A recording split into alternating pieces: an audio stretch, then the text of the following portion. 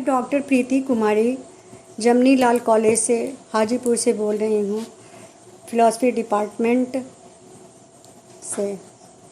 ये TDC part 1 paper first के लिए गीता के बारे में बोलने जा रही हूँ। इसमें दूसरे अध्याय के 32वें श्लोक की चर्चा की जा रही है। यहाँ कहा गया है, सुख और दुख को, लाभ और हानि को, जय और पराजय को समान समझकर युद्ध के लिए तैयार हो जा, तब तुझे पाप नहीं लगेगा। यहाँ इस प्रसंग में कृष्ण अर्जुन को युद्ध के लिए प्रेरित करते हैं।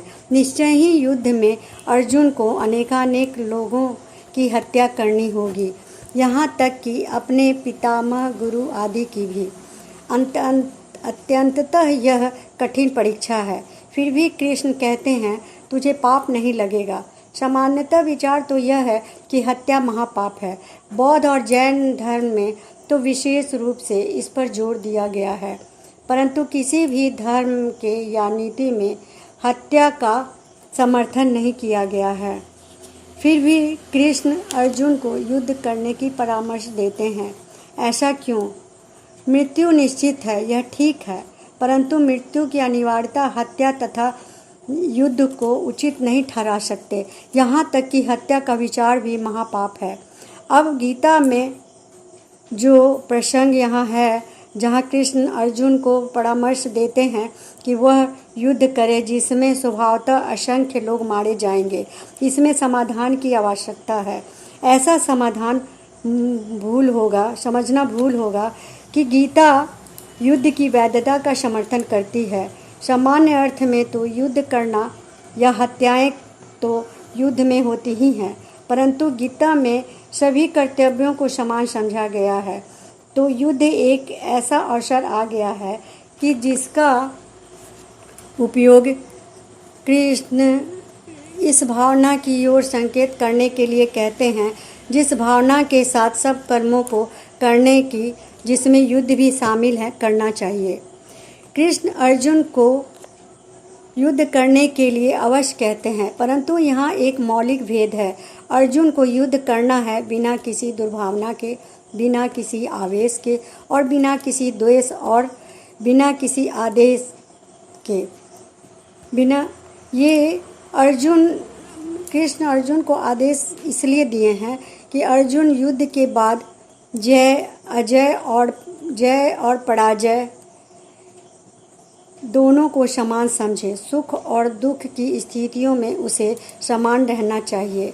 यदि हम अपने ऐसी स्थिति में लाने में समर्थ हो जाते हैं और तब हिंसा असंभव हो जाती है, क्योंकि हिंसा कर्म में नहीं है। कर्म अपने आप में हिंसा है और ना अहिंसा। न पाप है न ही पुण्य। एक ही कर्म एक विशेष भावना से किया जाए तो वह पाप है और दूसरी भावना से किया जाए तो पुण्य है। केवल हमें अपना कर्तव्य करते रहना चाहिए जो हमारे लिए अनिवार्य है, जिसका आदेश हमें हमारी आत्मा देती है या भगवान से हमें प्राप्त होता है।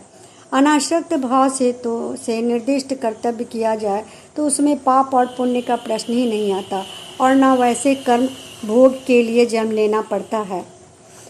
अर्जुन अपनी दुर्बलता को छुपाने के लिए ऐसा कहता है कि हत्या करना पाप है और अपने गुरु आदि की हत्या करना तो महापाप। वास्तविकता तो यह है कि अर्जुन पहले भी अनेकानेक लड़ाइयाँ लड़ चुका है और कितने ही को मार चुका है युद्ध के दौरान। तब उसमें इस तरह की बात पाप या पुण्य का कोई प्रश्न नहीं आया था, लेकिन अभी उसमें पाप का प्रश्न इसलिए उठाया गया है कि क्योंकि उसके सगे संबंधियों को मारना है। अर्जुन के मन में नैतिकता का विचार नहीं, वरन इसके मन में दुर्बलता है। यहाँ अर्जुन को श्रेष्ठ भावना से प्रेरित होकर नहीं कर रहा, वह अपनी कायरता को छुपाने के लिए कहता है कि अपने लोगों को मारने से तो अच्छा है कि मैं ही मारा जाऊं। उसके मन में कोई त्याग या संन्यास आदि की भावना नहीं है।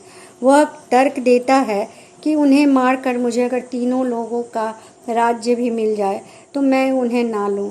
ऐसा राज्य उन व्यक्तियों के खून से सना होगा जो इस प्रकार का एक ज्ञानी की तरह वो बातें कर रहा है, परंतु ये सब उसकी दुर्बलताएं ही हैं, वास्तविकता ज्ञान नहीं है। अर्जुन क्षत्रिय है, उसका युद्ध करना कर्तव्य है, जिसके द्वारा वह धर्म समाज की रक्षा करना तथा अन्याय के लिए युद्ध करना है। वह समाज नहीं है। कृष्ण ने कहा भी है कि चातुर्वर्ण मया सृष्टम गुण कर्म विभाग सा।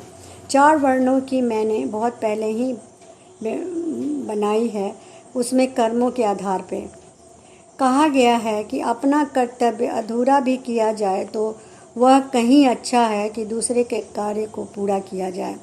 वह ब्राह्मण नहीं है, वह क्षत्रिय है। समाज और धर्म की रक्षा करना उसका कर्तव्य है, अतः अपने कर्तव्य का उसे पालन करना चाहिए। पुनः कृष्ण उसे कहते हैं कि उसे बिना दुर्भावना के, बिना उद्देश्य के मात्र अपना कर्तव्य करना चाहिए। राजा जनक भी सुख और दुख को जय में सुख और पराजय में दुख का शोक नहीं मनाए। वह इसी प्रकार प्रत्येक व्यक्ति को यही चाहिए कि वह सुख में जय और पराजय में दुख ना मनाए।